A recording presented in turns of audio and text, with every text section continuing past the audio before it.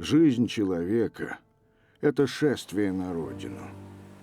Место, где ему дано нести земную юдоль, для него чужая сторона, как ни странно это звучит. Она и выглядит во многом подобно этому неказистому участку берега горной реки, где хлам, любимое детище весенних паводков, создает образ погоста, людских забот, страстей, намерений, ошибок, побед и поражений. А вот за гранью бренного мира находится Отечество, где человека ожидает такое, что ему и на мысль не может прийти. Так оно полно, высоко и многоценно. Эти суждения высказал чуть более века назад святитель Феофан Затворник. Они и тогда были на задах человеческого внимания, что уж говорить про их восприятие в наши дни. А между тем эту жизнь Бог дал нам, чтобы мы, пишет святитель, имели время приготовиться к той, что за гробом. Земная коротенькая, а та конца не имеет. Но и за короткий срок можно заготовить провианта на целую вечность и вкушать потом блаженство неизреченное. «Все желают и ищут блаженства», — отмечал святитель. «Оно и есть двигатель наших дел и начинаний, в том числе и греховных. Но не все понимают, в чем суть истинного блаженства, и как к нему дойти, и даже понимая, опять же, не все готовы следовать этим путем». Старообрядческая отшельница Агафья Лыкова, живущая в глухом горно-таежном уголке Восточной Сибири, помогает понять, как найти решение этой непростой задачи. Для нас она – наглядный и неповторимый носитель духовного опыта, который приобретается скрытыми от посторонних глаз трудами. Именно на ее примере можно воочию видеть, как человеку нужно воплощать свое естественное назначение, то есть жить в духе, духу подчинять и духом пронизывать все душевное и тем более телесное, а за ними все остальное. Пребывая десятилетиями в суровых реалиях дикой сибирской природы, она все время смотрит на небо и всякий свой шаг выстраивает так, чтобы он был направлен туда. И добилась выдающегося результата, считает инок Гурий, который провел на таежной заимке Агафьи Лыковой без малого год. По его словам, она одна из немногих в нашей стране, кто смог подняться на вершину исполнения заповеди «Возлюби Бога». Под любовью к Богу святые отцы понимают сосредоточенность мыслей и чувств человека на идее Бога, когда всякий, любящий Бога, стремится переселиться умом в век иной и мыслью пребывать в горнем мире. А ведь именно из-за нарушения этой заповеди были изгнаны из рая наши прародители Адам и Ева.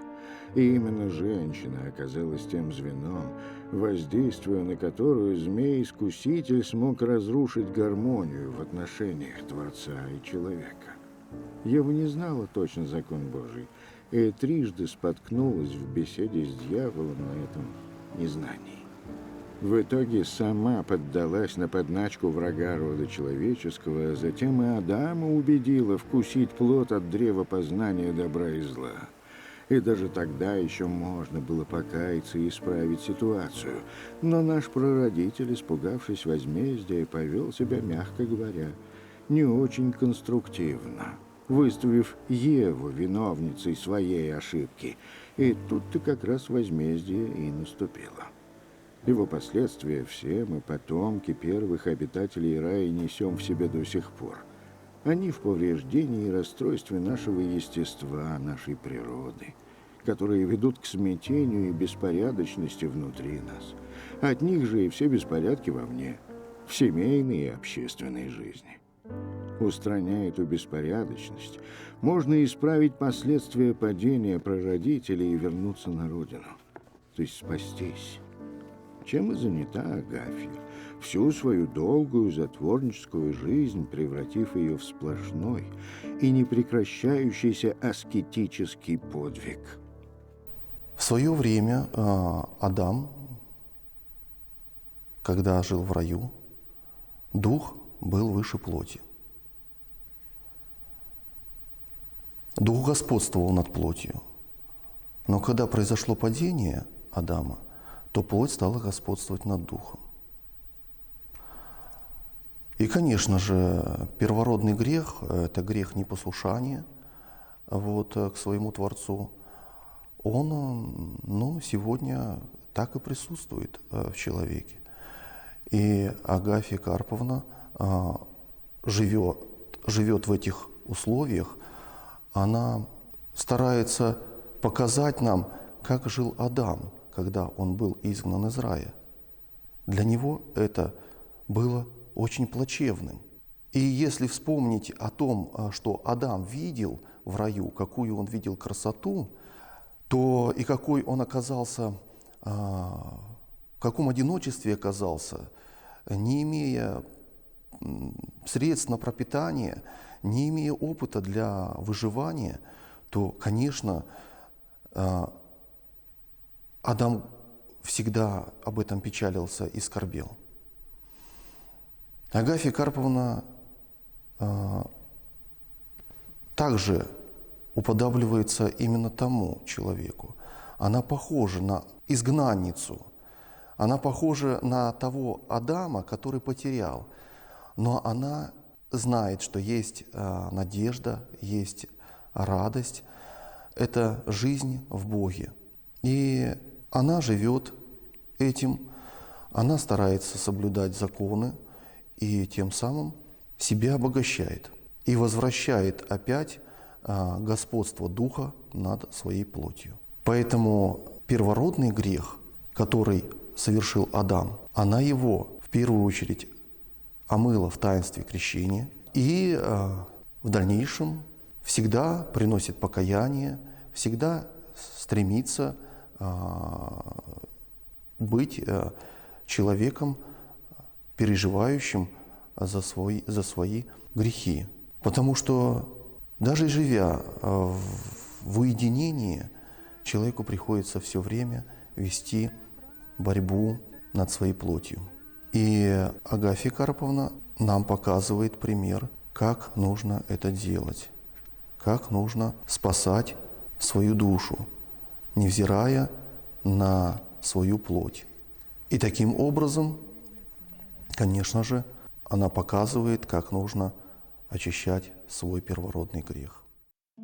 Живет Агафья, как известно, на берегу горной речушки Иринат, там, где она соединяется с Большим Абаканом. Последние 30 лет после смерти отца Карпа Иосифовича живет одна. Ближайшее человеческое поселение находится в 300 километрах ниже, по Абакану, и добраться оттуда по своенравной сибирской реке до таежной заимки Лыковых непросто. А еще на такую поездку требуется разрешение от Хакасского заповедника, поскольку места, где родилась и несет свой аскетический подвиг отшельница, находятся на охраняемой территории. Изредка, правда, на ее заимке появлялись разные люди, но долго не задерживались. Уж слишком сложным для них оказывался господствующий здесь стиль жизни. Зиму Агафья, понятно, проводит в одной из изб, а в апреле перебирается в балаган, что находится на огороде рядом с козьими стайками, и живет в нем до глубокой осени. Сентябрьские ночи проводят в другом балагане, рыбацком, расположенном на берегу Ирината в километре от заимки. Приезжие исчезали. Кто по-тихому, кто со скандалом, а кто-то успевал нанести ей прямой вред. Но ко всем Агафья относится с любовью и всепрощением, ни на кого не обижается, никого не вспоминает недобрым словом. Так предписывают библейские заповеди. А помощник, а точнее помощница, ей действительно необходима. Необходимо, чтобы у нее, занятой неизбывными крестьянскими заботами, появилось бы больше времени на молитвы. Конечно, она молится много. Есть утренние и вечерние богослужебные правила, есть праздничные службы, есть Иисусова молитва, короткая и вместе с тем важная, поскольку обеспечивает постоянное памятование Бога. И ее христиане могут читать, когда работают, идут, едут, принимают пищу и даже лежат. Словом, она молится, сколько удается. Но тут весь фокус в том, что это нам кто вовсю пользуется благами больших и малых городов, нужны ее молитвы. Ведь нам тоже нужно спасаться, а Господь слышит ее. Нас, поглощенных греховными помыслами и делами, вряд ли слышит, а ее слышит, поскольку молитва ее от сердца. Таких, как она, в христианской практике называют удерживающими. С самых ранних веков всегда есть 2-3 молитвенника, по молитвам которых Господь щадит греховное человечество. Совсем недавно в их число входил афонский монах Паисий Святогорец, который своим настоящим приношением миру называл ежедневные 1,5 часа, посвященных чтению псалтерий. Старец сожалел, что не мог отдавать молитве все свое время, поскольку принимал у себя в Каливе многочисленных посетителей, нередко доходило и до 200 за день. Вот и Агафья, являясь столь же значимой фигурой для нашего общества, вынуждена много времени тратить на рутинные хозяйственные дела. Ими, конечно, тоже нужно заниматься, но не во вред главному, а главное – молитвенная связь с Творцом. Бог взыщет с нас не за то, что мы не совершали молитву, но за то, что мы не имеем связи со Христом, и нас обманул дьявол, говорил Исаак Сирин в VII веке. Так что нужна помощница. Помощница, а не продукты, как иногда начинают толдычить в медиасфере. Досужие разговоры о том, что отшельница что-то просит у нас, это вздор и неправда. И даже ее прямая дискредитация, которая выгодна дьяволу, и им же инициируется. Ей ничего не нужно. У нее всего достаточно при ее-то сверхаскетичном образе жизни. Так всегда жили и живут все подвижники веры. Тот же старец Паисий, обитая в пещерной келье святой Епистемии в Синайской пустыне, отсылал назад приносимый ему раз в неделю хлеб из ближайшего монастыря. «Чем питался, отче?» – спрашивали его, и старец рассказывал. «Моей пищей был чай с сухарями. Я раскатывал тонкий лист теста и высушивал его на солнце. Эти сухари были настолько жесткими, что разбивались, как стекло. Иногда я варил толченый рис в консервной банке. Все мое хозяйство состояло из этой банки до 1 ложечки. Но все-таки Сибирь не Синай. И Агафья, понятно, не может ограничиваться, подобно старцу Паисию, скромными сухарями. Но и ее пищевой рацион обеспечивает лишь минимальный уровень энергетической подпитки. А для чего, спрашивается, христианские аскеты так мучают себя? Да в память о первом невоздержании наших прародителей и связанном с этим их грехопадением, а также для понимания, что только воздержание ведет к истреблению греха и началу духовной жизни.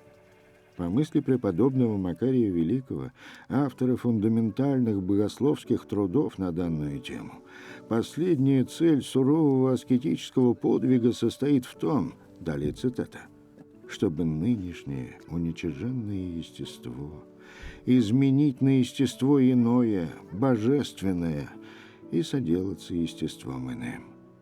Конец цитаты. Путь этот показал сам Господь, когда, как Сын Человеческий, после крещения в водах Иордана провел в пустыне 40 дней без воды и еды. И этим путем вслед за ним пошли все христианские подвижники. Туда пришли мы в Колбину резко к Иванову дню.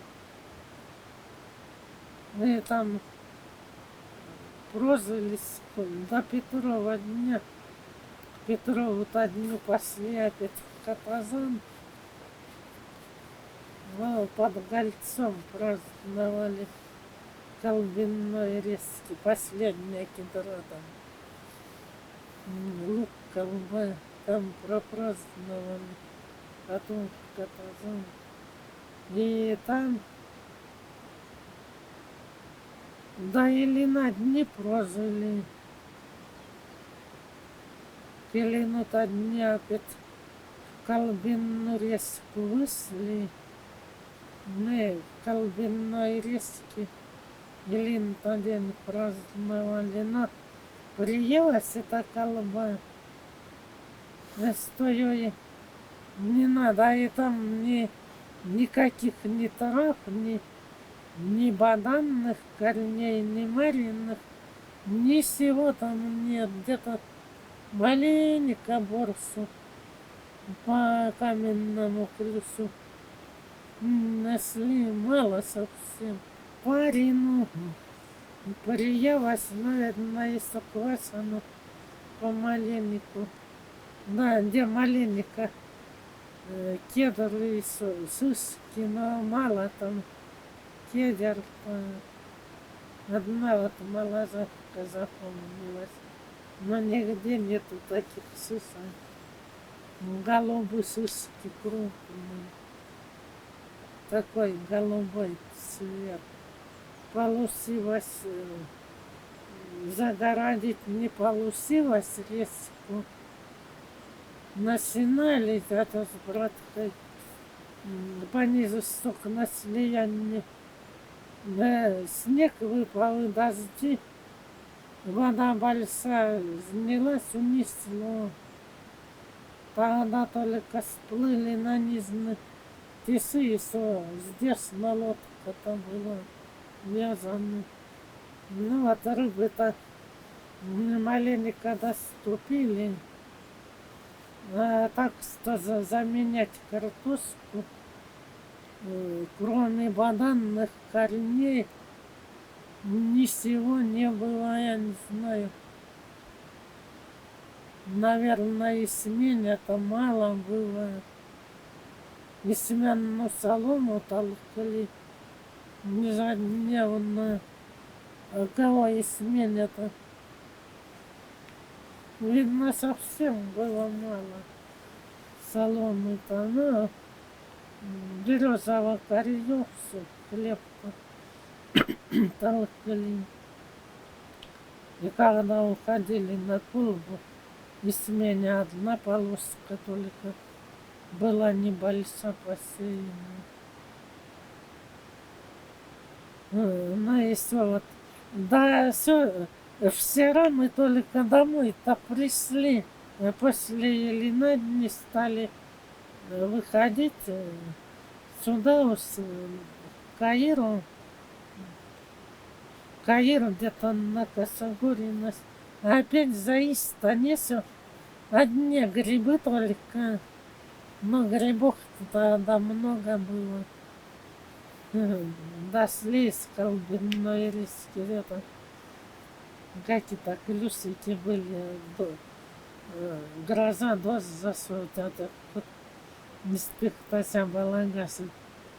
Нарубил, а мы все пошли. По грибы там насобирали грибов. Да, видно, по воду на колбинную речку спустились. Насевали, а потом она там обед и ужин одни грибы. Более ничего нет. Потом пошли опять вниз по Каиру. Одни грибы насобирали, там эти желтые грибы. Блин, а там все. Если дождь, негде сохраниться. Кедры голые, нету. И в воскресенье это под кедрой пропраздновали. Настя надо опять собирать грибы. А ночь сюда дождь. И вокруг кедры просидели. Не связалась по самой. И потом опять пошли дождь. На Косогоре, на Крутым. Одна кедра молозава была. Вот под ей там опять насевали, а дождь. Не так уж. Опять в дождь пошли, но выведрила днем-то. Ну все там вымокли, не переодеться, ни все нет. Ниже-то пошли, тогда стала ягода попадать. Где-то куриный смородины попал на дорогу. А потом вниз вышли там сернега, брусника и эти краснявки, желтавки. Опять насевали тут ужин этими груздями. И обед я тоже. Вышли на Каир. Но тут была баска. Была рыба, там на Каире. На устье Каира. Дня два прожили. Смородины в заломе много было, ну и грузите. А вот из всего, пока бананный корень не ели, бананный корень, солома, и семена, и даже до ветра же доходила, до гнилой. Березового корню, вот сбор, ну это картофельный лист собирали, но сколь мекина там репна, ретис, ну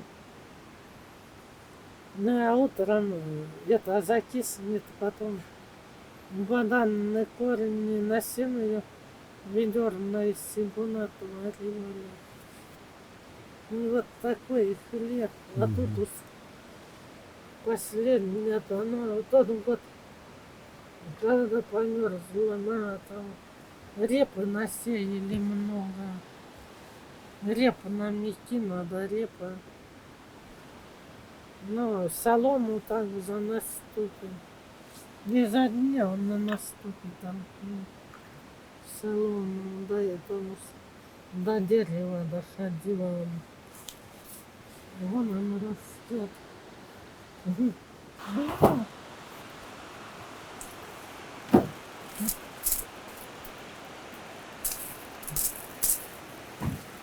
Это что такое? Девятиколенник. Девятиколенник. И вот тоже хлеб. Я его толкали. Да, на малинник толкали. Ну. История таежных скитаний семьи Лыковых поражает и драматизмом выпавших на ее долю испытаний, и тем, как выглядит рассказчица. Она лучится мягкой улыбкой и вообще сияет каким-то небесным светом, хотя речь-то о таких трудностях, которые, не дай бог, пережить кому-нибудь из нас. Глядя на просветленный Агафьин лик, осознаешь, что абсолютно не важно, что ее внешний вид далек от стандартов, бытующих в мирском сознании. Ее внешность даже можно считать несколько эпатажной. Ну как это?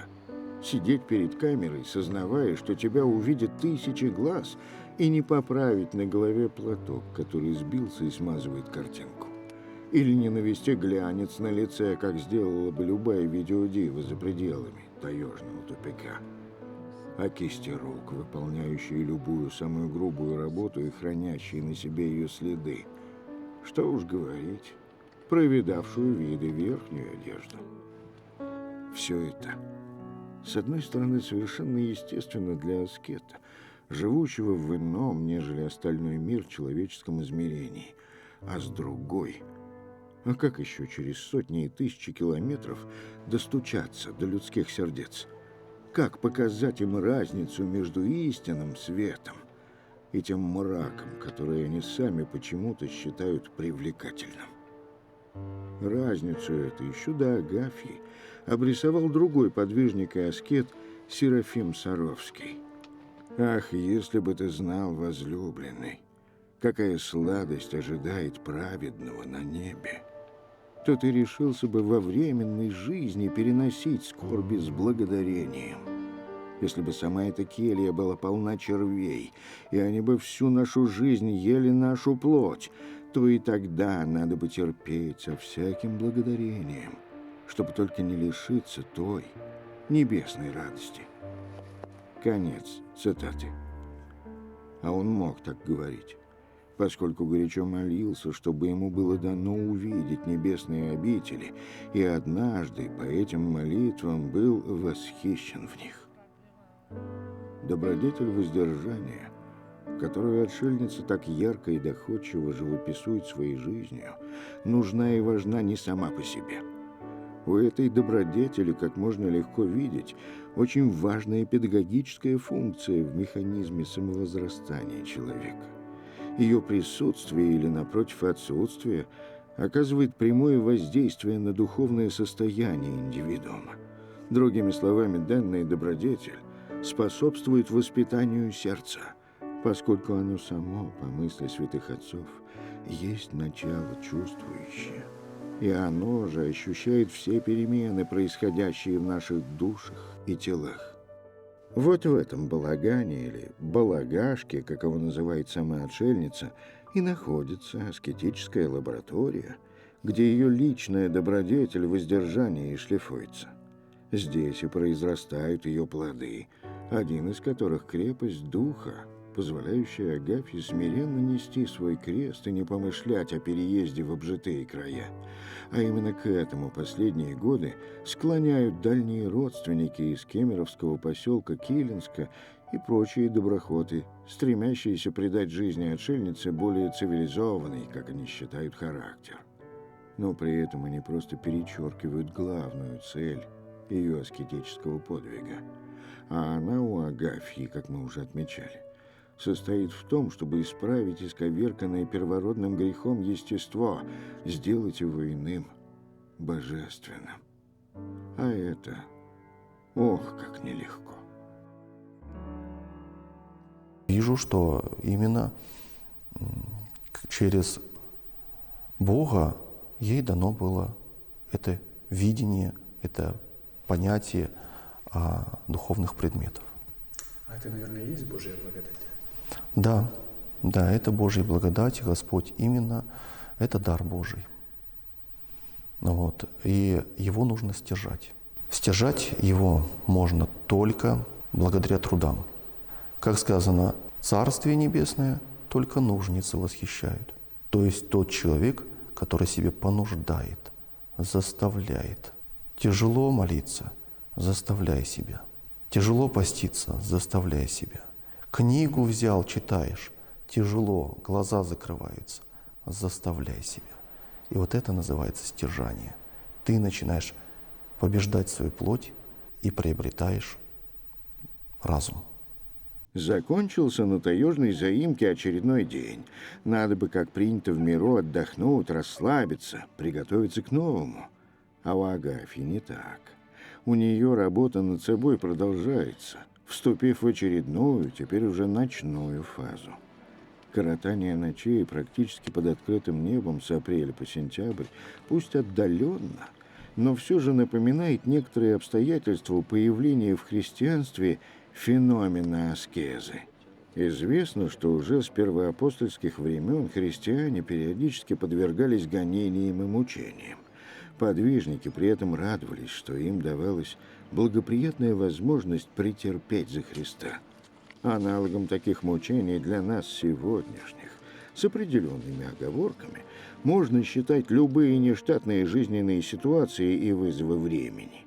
Испытания являются для человека огромным стрессом, и, реагируя на них, человек мобилизует все свои силы и непременно меняется к лучшему, если он хочет преодолеть свалившиеся на него скорби.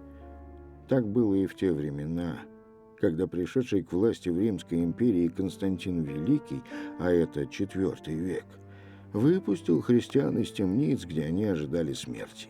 Мучения закончились. Но освобожденные очень огорчились, потому что в темницах они ожидали своей очереди на мученичество, а Константин им все испортил. Своеобразной темницей для отшельницы Агафьи выступает ее хлипкий балаган. Сейчас мы наблюдаем, как она демонстрирует, если можно так выразиться, фирменный вариант ночного отдыха. Никаких тюфяков и подушек, даже простенького лежака в балагашке нет.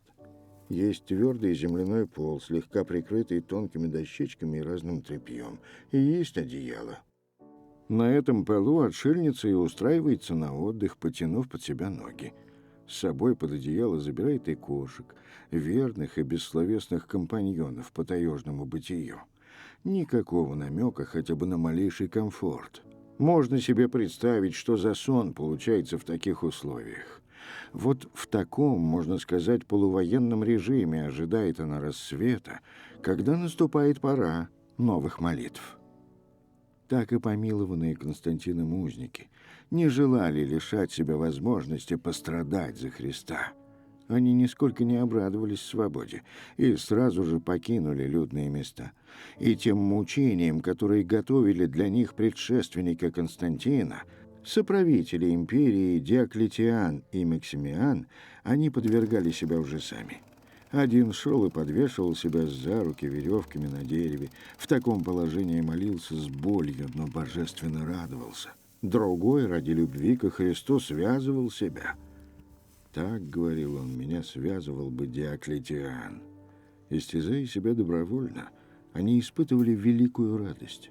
С этого добровольного и божественного безумия, с этого свободного и божественного сумасбродства и пошли первые аскеты-подвижники. Впоследствии их подвигу стали подражать другие. Так и вошел в христианство аскетизм, как принцип поведения человека, характеризующийся предельной воздержанностью в удовлетворении потребностей и стремлением к нравственному идеалу. Аскетами по определению были и старообрядцы, сохранившие для нас образ Святой Руси. Для нас очень важна личность протопопа Аввакума. Она, собственно, наследница по старообрядческой линии, так по духовной, или боярни Морозов. Да, вот эти люди, которые вот, были богатыри, не вы, как печальная досталась доля, но действительно это люди промыслом Божиим, укрепленные, они показали пример, как нужно спасать свою душу. Ведь важнее ничего нет для человека, как спасти свою душу, как уберечь ее от соблазна, от растления. Действительно, сейчас это очень актуально в наше время. Хотя, я говорю, еще во все времена были, потому что дьявол всегда действует, может, образуясь какими-то обстоятельствами, современностями, но все равно это очень актуально для человека сбережения своей души. Ну, а Господь говорит, и Агафья, и другие подвижники делают это. Пост и молитва – вот основное, что подвижники, чем начиная с Сергия Радонежского, вот также ушел в пустыню, молодой человек, и всю свою жизнь прожил, и дает вот там такой великий заряд из того века XIV и так далее. Подвижники там были, ученики. Вот они дают пример, как спасти свою душу и через это, конечно, помочь другим. Потому что если мы будем помогать, стараться помогать кому-то, но имея несовершенную душу, то можем и себе навредить, и другим людям. Говорят, если слепых поведет, то все пропадут. Вот для того, что, наверное, Сергий Радонежский, это более известный пример, вот ушел в пустыню для того, чтобы победить в первую очередь себя. Вот свои страсти, вот дьявольские козни, вот, трудности, конечно, как у Агафьи, вот этой пустынной жизни, бесовские искушения. Но вот он выстоял, конечно, с Божьей помощью, потому что человек сам один не в силах перенести такие испытания. И Агафья, мы знаем тоже, она говорит, что я не одна, у меня помощница, у меня Богородица.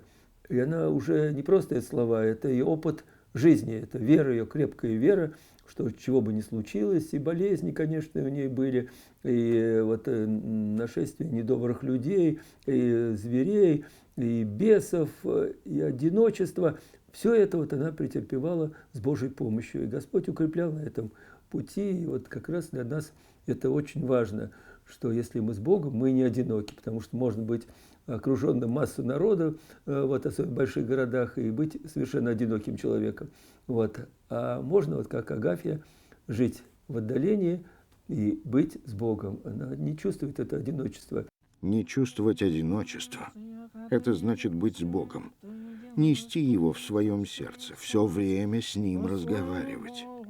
К молитвенному делу Агафья приучена с малых лет. 6-летнюю Поставил ее отец к аналою, чтобы читала псалтирь, пока взрослые заняты огородом, делами на реке или в лесу.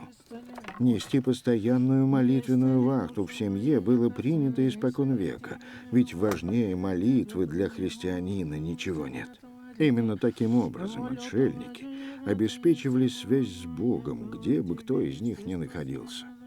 Послушание это Агафья несла до 20-летнего возраста.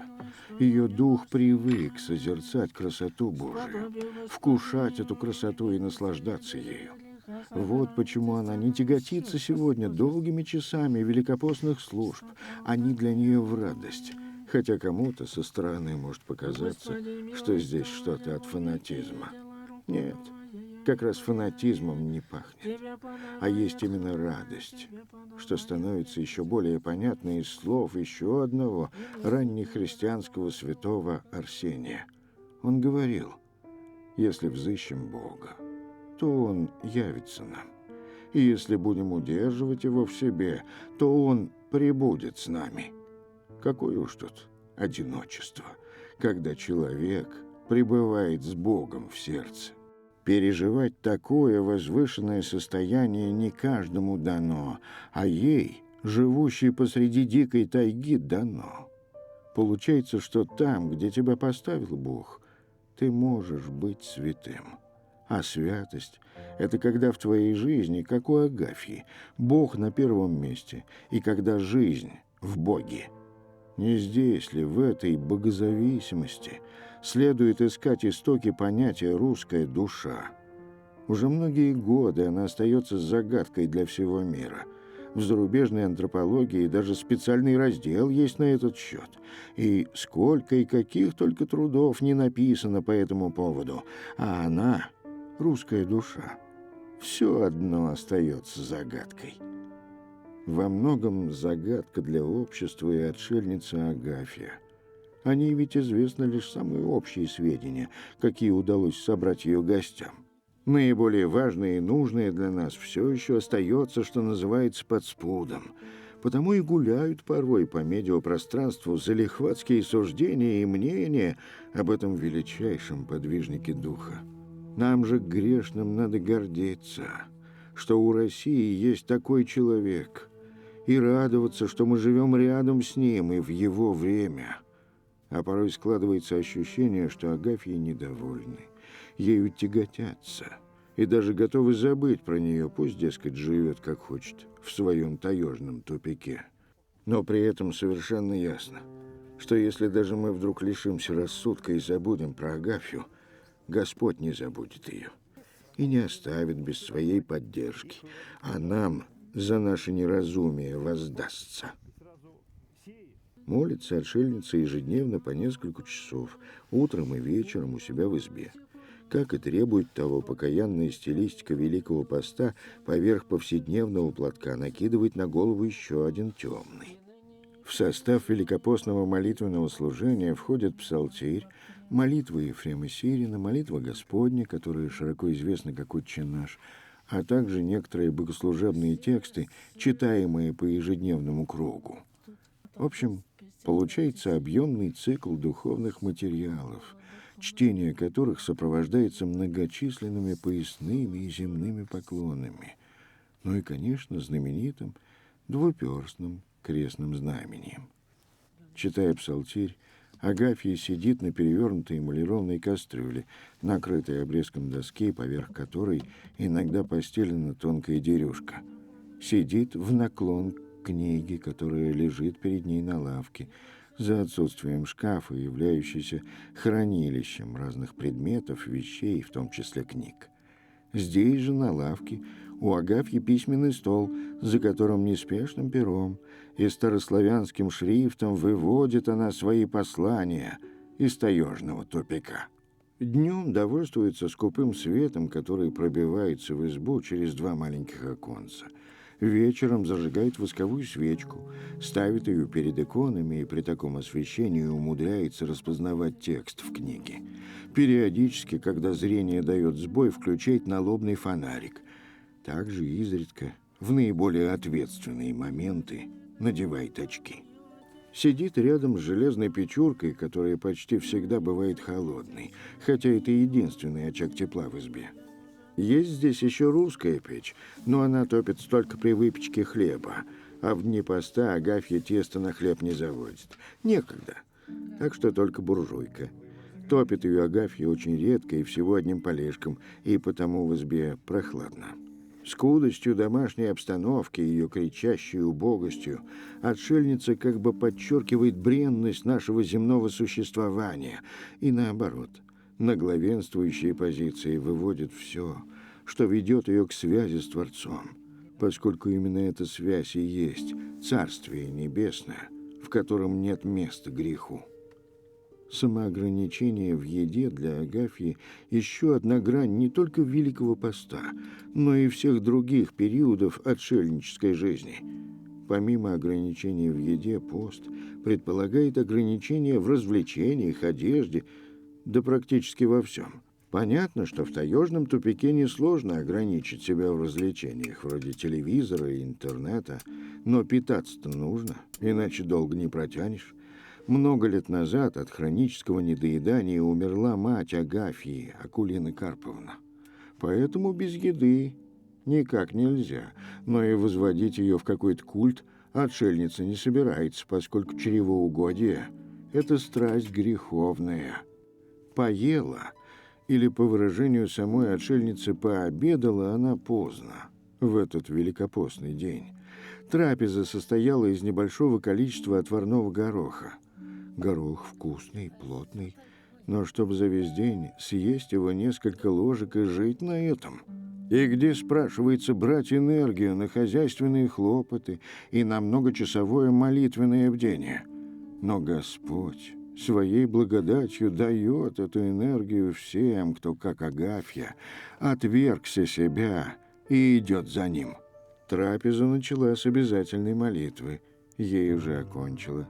Запила еду настойкой из репейника. В начале фильма мы отмечали, что отшельнице нужна помощница по хозяйству.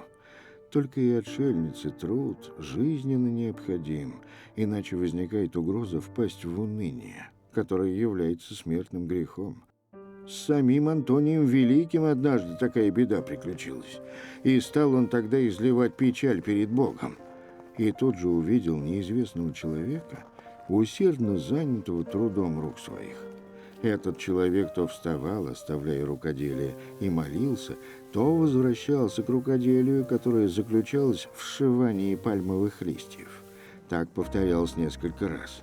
Это был ангел, посланный Богом, чтобы ободрить Антония и научить правильной тактике пустыннического образа жизни. Для большей убедительности преподанного урока ангел произнес: «Антоний, поступай так, и спасешься». Услышав это, Антоний очень обрадовался, ободрился и уже никогда не отступал от предписанного ему правила. Прекрасное, надо сказать, правило. Ум не может непрестанно пребывать в напряженной работе. Он утомляется, и ему надо отдохнуть. Отдохновение достигается умеренным рукоделием, при котором работа ума, хотя и продолжается, но не так напряженно, как в молитвенном делании. «Возлюби труд», — учили святые отцы, и в соединении с постом, молитвой и бдением он освободит тебя от всяких скверн. Мы видим сейчас, как Агафья, отстояв вечернюю великопостную службу, кормит коз. А они, словно под стать своей хозяйке, такие же, можно сказать, подвижники, поскольку обитают в сверхскромных условиях, что можно видеть по внутреннему виду козьей стайки и заиндевевшему окну. Да и очередную порцию корма получают уже за полночь, когда в крестьянском хозяйстве где-нибудь в Подмосковье и домашний скот и его хозяева мирно себе почивают в такой-то час.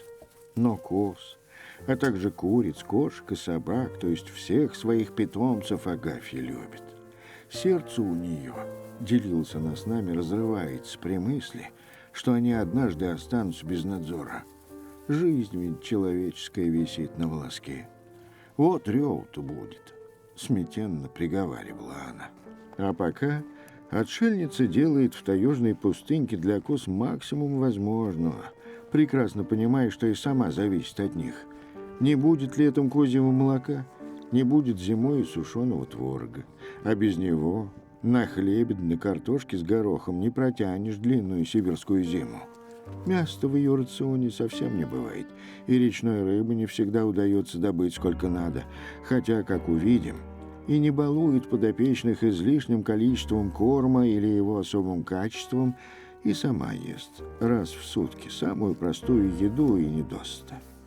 Такой ритм жизни изо дня в день, из года в год, без какой-либо видимой награды за свое упорство. Однажды кто-то из приезжих спросил Агафью, не жалеет ли она, что у нее нет детей.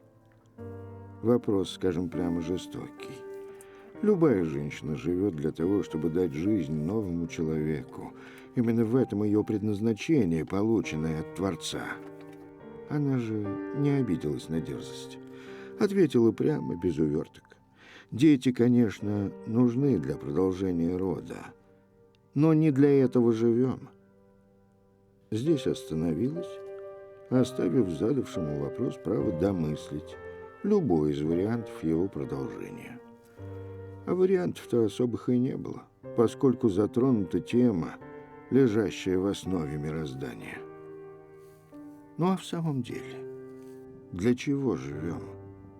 Чтобы есть, пить, развлекаться, да и даже рожать детей, а старость коротать в одиночестве, как это часто бывает в наш эгоистичный век. Таким же вопросом, только в ином ключе, задался однажды игумен одного из ранних христианских монастырей, в котором подвязался простой монах по имени Ефросин. Неграмотный, но смиренный и богобоязливый человек. Местом послушания для него была монастырская поварня. Ефросин исполнял порученное дело с отменным прилежанием, служа монастырской братьей как Богу, а не как людям. Из-за постоянной занятости он редко появлялся в церкви, где находилась вся братья, а когда что-то делал в поварне, то, глядя на огонь в печи, приводил в сокрушение душу, повторяя со слезами: «Увы, грешная душа, ты не сделала ничего угодного Богу, ты не знаешь закона Божия, ты не научилась читать книги, по которым славят Бога непрестанно. По этой причине ты недостойна предстоять в церкви с братьей, но осуждена предстоять здесь, пред огнем. По смерти будешь горько мучиться в неугасимом огне». Таким образом он исповедовался, очищая свою душу и тело. А игумен того монастыря однажды задался целью узнать, в какое место вселяются души монахов, подвязавшихся во время земной жизни. 3 года молился он каждую ночь в келейном бдении и посте и спрашивая у Бога ответ на дерзкий вопрос. Однажды ночью, стоя на молитве, ощутил себя в необычном состоянии, которое на богословском языке называется исступлением. Что это за состояние, нам не понять. Понять его можно, если пройти тем же молитвенным путем, которым прошел тот игумен. Находясь в выступлении, он представил, что ходит по какому-то великому полю, где был рай Божий. Увидел деревья, осыпанные различными плодами, а под одной из яблонь монаха Ефросина, сидящего на золотом престоле. Подошел к нему игумен и спросил: «Сын мой, Ефросин, что ты здесь делаешь?» Тот ответил: «Владыка, я за твои молитвы в этом месте святого рая поставлен в страже Богом». Осведомившись, может ли он что-нибудь попросить у монаха, и, получив утвердительный ответ, игумен показал на одну из яблонь и сказал: «Дай мне с этой яблони 3 яблока». Ефросин аккуратно снял 3 яблока и отдал их игумену. Тот принял их в мантию и тотчас пришел в себя. И был он уже в своей келье, а 3 яблока лежали перед ним. И в ту же минуту в монастыре зазвонили к утренне. После богослужения игумен в присутствии отца Ефросина, которого специально пригласили из поварни, рассказал всей братье о ночном событии. Он еще не закончил рассказ, а Ефросин, не желавший человеческой славы, покинул монастырь навсегда. Райские яблоки были разделены на части между братьей, и те из них, кто был болен, выздоровели. Мораль этой удивительной истории игумен выразил такими словами: «Братья, умоляю вас, не уничижайте и не бесчестите неграмотных. Они с верой и правдою, служа вам, оказываются у Бога выше всех». Нетрудно видеть сходство судеб Ефросина и Агафьи. И хотя отшельница, в отличие от монастырского повара, обучена грамоте, но по общепринятым меркам она для нас такой же необразованный человек, как и тот монах. Ну, так вышло. Не кончала она лицеев и гимназий, и уж тем более институтов и университетов. Но своим беспримерным аскетическим подвигом она беззаветно служит для нас, живущих в несравнимо лучших условиях, чем она. Служит примером в исполнении человеческого предназначения и служит так, что, по словам игумена, оказывается у Бога выше всех. О том же говорит и Феофан Затворник. «Боящийся Бога простой человек, — заметил он, — выше многообразованного и элегантного, но не имеющего в целях своих и стремлениях угождения Богу». А для нас новый урок. Занимаясь даже самым простым, как Агафья, делом, но с Богом в сердце, можно достичь значительных результатов. Мы видели, как выглядят условия, в которых отшельница коротает ночи в балагане. А теперь можем убедиться, что летняя ночевка в сравнении с зимней оказывается радость и удовольствие для самого продвинутого спартанца. Зимняя постель отшельницы столь же непритязательна, как и летняя. Располагается она на холодном полу, практически на земле. Изба-то без фундамента и с окнами в одну раму.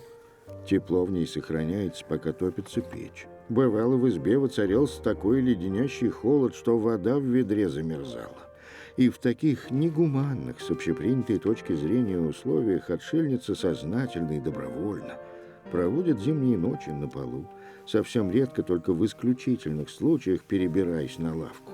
Не мудрено, что после таких испытаний у нее отчаянно болят суставы, но и болезни, которых у отшельницы, к сожалению, немало, не подавляют ее стремление постоянно возделывать добродетель воздержания. А для нас опять урок.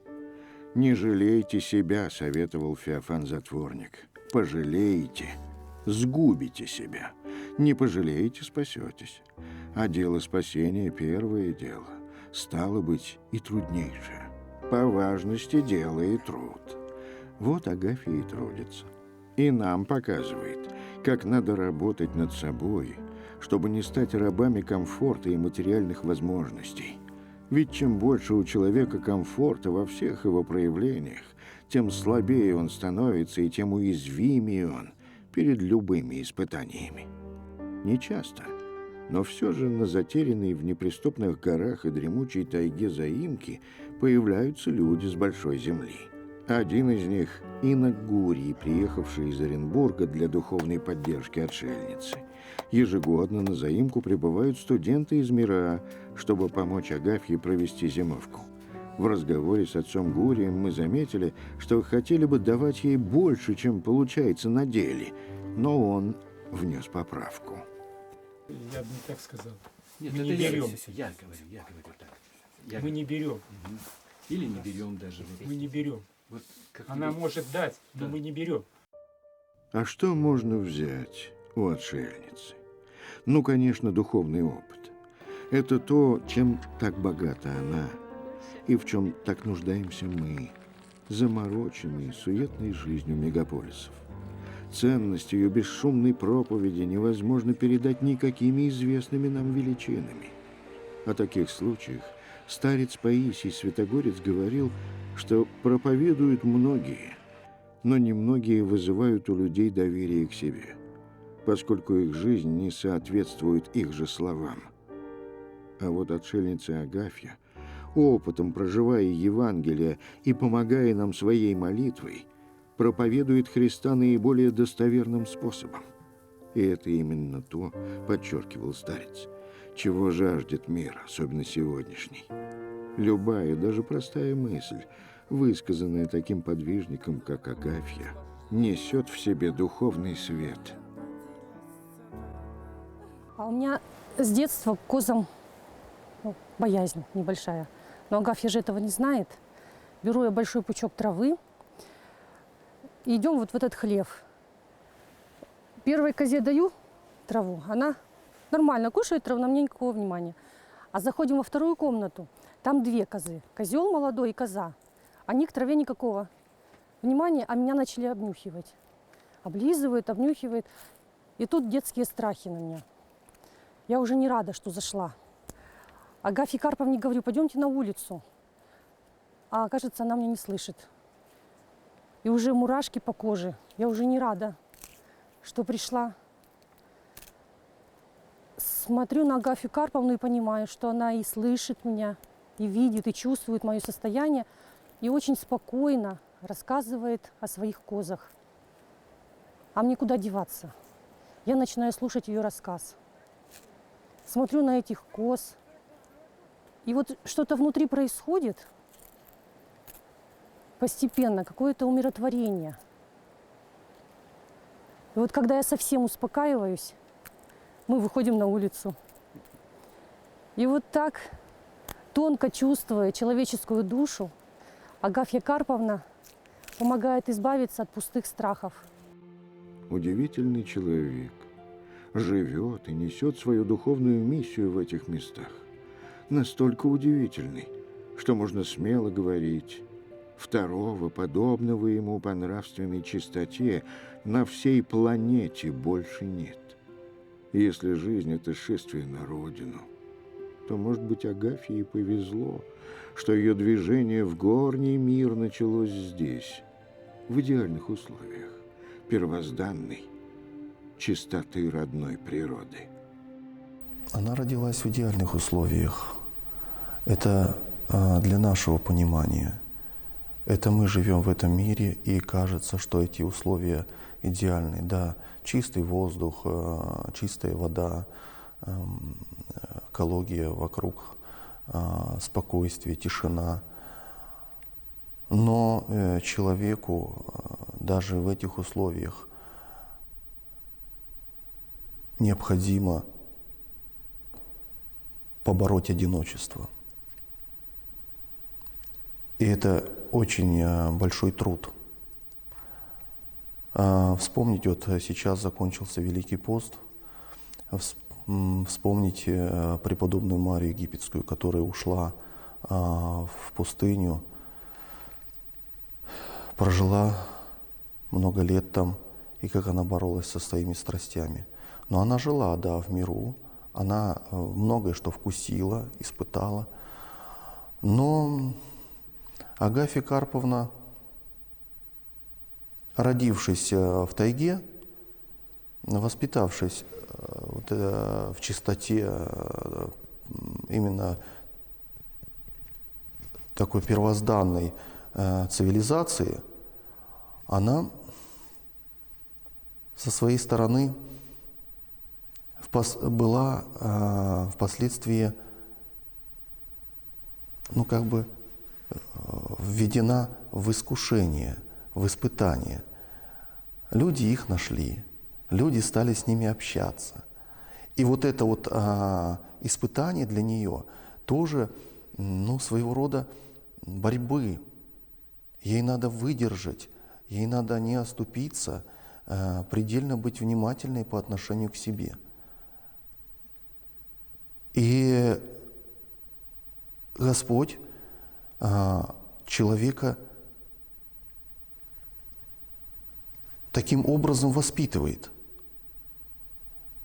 и приводит к познанию, к совершенству.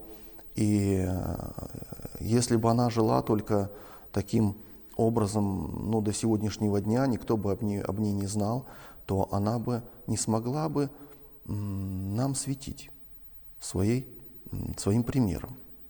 Вот. Поэтому в сегодняшнее время она показывает нам уроки совершенства. И как нужно одиноко жить, и как нужно жить в обществе. и как нужно жить с природой. Все эти уроки жизненные мы должны в себе именно сохранять, передавать. И, конечно же, ценить это, безусловно, потому что если мы потеряем ценность в духовной жизни человека, то я думаю, что тело наше будет очень слабым, оно не сможет быть таким крепким и сильным, как у Агафьи Карповны.